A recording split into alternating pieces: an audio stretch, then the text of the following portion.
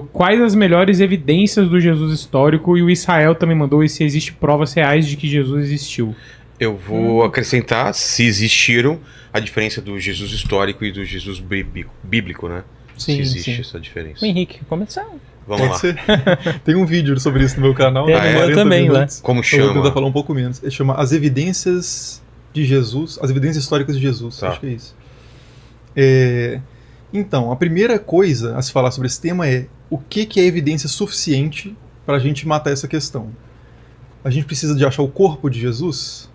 Aí seria, na verdade, até uma contra-evidência, já que o corpo teria sumido. Teria sumido. Ressuscitou, Ou você prova que ele existiu, mas que não era quem dizia que era. Né? Pode ser. Você precisa ter algo escrito por Jesus. Que tipo de documentação satisfaria a pessoa para ela acreditar que Jesus existiu como um personagem histórico, né? Sem levar para a questão de se ele fez milagre de fato, Sim, sim. que a gente pode separar depois. A questão é que na história antiga, a documentação é, de novo, esparsa. Mesmo para as pessoas de muito mais importância social que viveram no período, maior participação institucional, por exemplo. O prefeito da Judéia nos tempos de Jesus, Pôncio Pilatos. Certo. Pôncio Pilatos... Demorou para ter provas dele, né? Foi recente, né? A prova arqueológica, assim, e ainda não, a gente poderia duvidar da existência dele. Mas a gente tem um pedaço de um edifício que traz o nome de Pilatos ali na Judéia, atribuindo esse edifício, né, Pilatos dedicando esse edifício ao imperador da época. Só que isso não é um retrato de Pilatos, isso não é um gravador da voz de Pilatos, isso não é uma carta escrita por Pilatos. Esse documento pode ter sido forjado, tudo pode acontecer, né? Mas, então tem essa questão dos critérios que a gente vai utilizar. E de novo, né, como você disse, essa resposta arqueológica, essa evidência arqueológica de que Pilatos existiu, ela foi descoberta, se eu não me engano, já no século XX. Eu falo a data certinha lá no vídeo. Ou seja, minha avó era viva, minha avó nasceu em 1924. Ela era viva e não existia uma evidência concreta de Pilatos. Né? Então é uma coisa realmente muito recente. E ele era o prefeito da Judéia no período do Império Romano, que acumulava grande documentação burocrática, etc. E mesmo assim a gente não tinha nada sobre o cara, praticamente, em termos mais diretos, se é que você considera isso direto, né? Não é tão direto como a ossada e tal, mas é algo relativamente direto, concreto. Beleza, então Pilatos, a gente tem pouquíssimas evidências, o que a gente vai ter mais são evidências textuais, né? Tanto dentro dos evangelhos quanto fora. Então, Jesus era uma figura que, se a gente for confiar nos evangelhos, não era uma figura com grande participação política e institucional. Estava à margem, né? Nem mesmo nas sinagogas era uma presença muito frequente, pelo que aparece nos evangelhos. Ele vai na sinagoga, faz uma leitura, mas você não vê Jesus o tempo inteiro nas sinagogas ou como membro de uma sinagoga. Então, assim, é uma figura que tipo de registros ele deixaria historicamente? Uma figura provavelmente não tinha muitos pertences, não tinha... as pessoas com as quais ele convivia talvez não soubessem sequer escrever, para deixar algum registro contemporâneo a ele. Aí as pessoas falam assim, mas o cara era o filho de Deus, como é que não vai deixar uma documentação farta? Como é que todo mundo não vai falar sobre o cara? Ele era o filho de Deus para pouquíssimas pessoas naquela época, só vai se tornar um filho de Deus para muita gente, sei lá, no 4º século depois de Cristo, principalmente, e aí a gente vai ter documentação. Não, e ainda tem a treta, né? Tem a treta dos arianistas lá, para saber se ele era filho de Deus, mas se ele era Deus encarnado ou não, e toda outra coisa. Sim. Isso aí já entra na questão do Jesus teológico. Né? A gente pode tem deixar várias compreensões pra daqui a diferentes sobre pouco, esse personagem histórico, que pode ter existido ou não. Mas então, assim, o que a gente tem de documentação mais importante sobre Jesus? São principalmente textos que falam sobre um tal Cristo que começou um movimento, e as próprias cartas de Paulo mesmo, se a gente quiser pegar dentro do Novo Testamento, é que algumas pessoas excluem essa parte, porque querem documentação extra-bíblica, como se por estar fora da Bíblia fosse um critério já de historicidade maior, e não necessariamente, as pessoas fora da Bíblia também têm os seus vieses, né? Então você lê Mas enfim, se você quiser começar no Novo Testamento, você tem cartas de Paulo que são datadas consensualmente de mais ou menos dos anos 50. Então, assim, é relativamente contemporâneo a Jesus. Paulo uns 20 anos depois da morte dele. Isso, Paulo escrevia enquanto tinha pessoas que conheceram Jesus vivas, e Paulo diz que esteve com o irmão de Jesus, né, Tiago, e que esteve com o seu apóstolo mais próximo, Pedro. Inclusive fala de disputas contra Pedro e contra Tiago, por divergências doutrinárias. Se ele estivesse inventando isso, será que ele inventaria uma história em que ele discorda das figuras que estão mais próximas ainda do que ele, que não conheceu Jesus em vida? Então isso já é bastante sugestivo. E assim os outros livros, os evangelhos também mais ou menos datados ali a partir do ano 70. Então você tem essas evidências indiretas. E aí depois você tem documentação fora da Bíblia, né? Mas de novo, o fato de estar na Bíblia ou não, depois é que essas coisas se tornam a Bíblia também, né? Mas isso é outra história. Eram só textos, tem cartas. isso também, né? Eram textos, cartas, a gente juntou num livro só, mas... Isso, depois a carta de Paulo a Filemon sobre um escravo chamado Onésimo é tão a Bíblia quanto o Pentateuco. Mas beleza. Depois disso, a gente tem, principalmente no segundo século, então a gente já está aí, talvez 100 anos depois da vida de Jesus, a gente tem muita gente em Roma falando contra o movimento iniciado por Jesus. Então pode ser que o movimento surja criando o seu fundador, inventando o seu fundador? Pode ser, mas se a gente for duvidar das coisas nesse nível, o que sobra de personagens históricos antigos é muito pouco, né?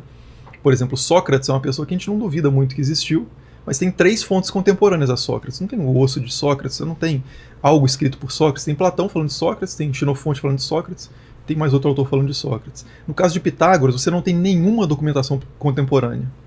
Muita gente acredita que Pitágoras existiu. Tem muita gente que fala sobre os pitagóricos, sobre os discípulos de Pitágoras, como que Pitágoras foi uma figura marcante. Mas são pessoas ali 300, 400 anos depois da vida de Pitágoras. Podiam ser os seguidores do Homem-Aranha. E tipo, sabe, todo mundo segue a mesma, um ser que foi inventado, entendeu? O que eu tô querendo dizer é o seguinte, poderia ser... Você sabe que não tinha Homem-Aranha nessa época, né?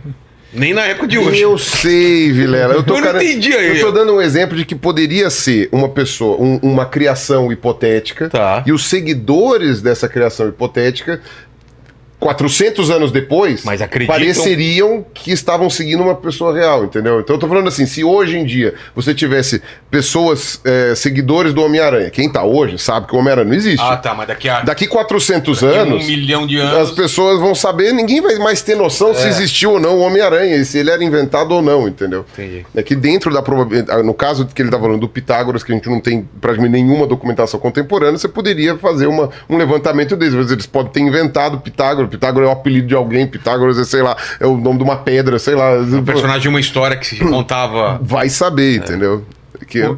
Pode ser, né? Mas aí de novo a gente volta. Se a gente quiser voltar nas cartas de Paulo, a questão de que Paulo já, nas suas cartas ali, 20 anos depois de Jesus, fala de Jesus como uma pessoa, como um humano, né? Como filho de Maria, não sei se ele chega a dizer de Maria, mas fala da descendência de Davi. Sim. Né? Então há uma referência à sua humanidade ali. Então, assim, são muitas características que parecem... seria muito mais plausível que Jesus tenha existido e foi tomando uma proporção divina, essa tese é muito mais plausível, do que Jesus nasceu como uma figura inventada, mas não muito bem inventada, que teve que ser divinizada posteriormente. Por que alguém inventaria como fundador da sua religião alguém que tem... que diz que é menor do que o pai, por exemplo, de que... o pai sabe o dia do fim, mas eu não sei. É uma figura humana demais. Pai, assim, porque me abandonaste? Isso, que tem fragilidades, né, que chora. Então não parece ser uma figura inventada. A gente teria que aplicar um rigor muito grande sobre essa figura, muito desproporcional ao que acontece na história antiga e até na história medieval, para validar a veracidade histórica dele. Né? Navalha de Ockham. Princípio da parcimônia. Parcimoniosamente é mais fácil dizer que Jesus existiu, de fato, do que dizer que foi tudo inventado, que você requeria 14 passos a mais ali, né? Há quem hoje defenda uma teoria que, não academicamente, né, mas assim, circula na internet como uma espécie de conspiração, defendem que um autor específico escreveu todos os livros do Novo Testamento. Nossa. Meu Deus. Para inventar o cristianismo, para o cristianismo... Tipo Fernando Pessoa com heterônimos. É um super Fernando Pessoa, Nossa. Né? Porque é um Fernando Pessoas. Não, não meteu essa. São vários. Ele tá fingindo que são vários, são Fernando Pessoas. E aí o cara inventou não só uma história de Jesus, mas ele inventou 4 evangelhos que são repletos de contradições em pontos específicos da narrativa. Se Jesus curou um ou duas pessoas na entrada da cidade, ou no final, ou quantos anjos eram na sepultura, quem que entrou exatamente na sepultura, quem entrou. Há muitas divergências dentro dos relatos dos evangelhos. Uma mesma pessoa inventar isso, e ainda inventar Paulo, e ainda inventar Pedro, com quem Paulo discorda, e falar que foi preciso uma reunião numa cidade tal, porque a discussão estava muito... a gente precisava chegar num termo comum. Como é que a coisa já nasce diversa? É o George Martin, cara. O Game of Thrones nasce ali. diverso para depois, se é uma coisa criada, se a gente está nessa hipótese da invenção do cristianismo, como é que ele nasce tão diverso para depois se tornar mais...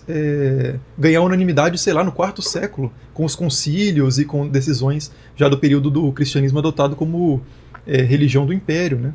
Então, assim, realmente é uma questão de plausibilidade. A gente pode matar que Jesus existiu de fato, historicamente? Não. Assim como a gente não pode matar essa questão sobre nenhum personagem da antiguidade. Mesmo aqueles que a gente tem registros muito sólidos, a gente poderia dizer que foi inventado, que foi forjado. Marco Polo já é bem posterior, né? Marco Polo que viu de novo o dragão puxando carroça na China. Dragão, exatamente. Dá pra confiar muito no Marco Polo, viu? Marco Polo não é uma... A gente poderia dizer que o Marco Polo é uma invenção, um personagem criado por uma série de autores que criaram essa figura, fizeram um retrato dele, escolheram um estilo para Marco Polo escrever e fizeram o seu livro. Todo mundo tinha pseudônimo.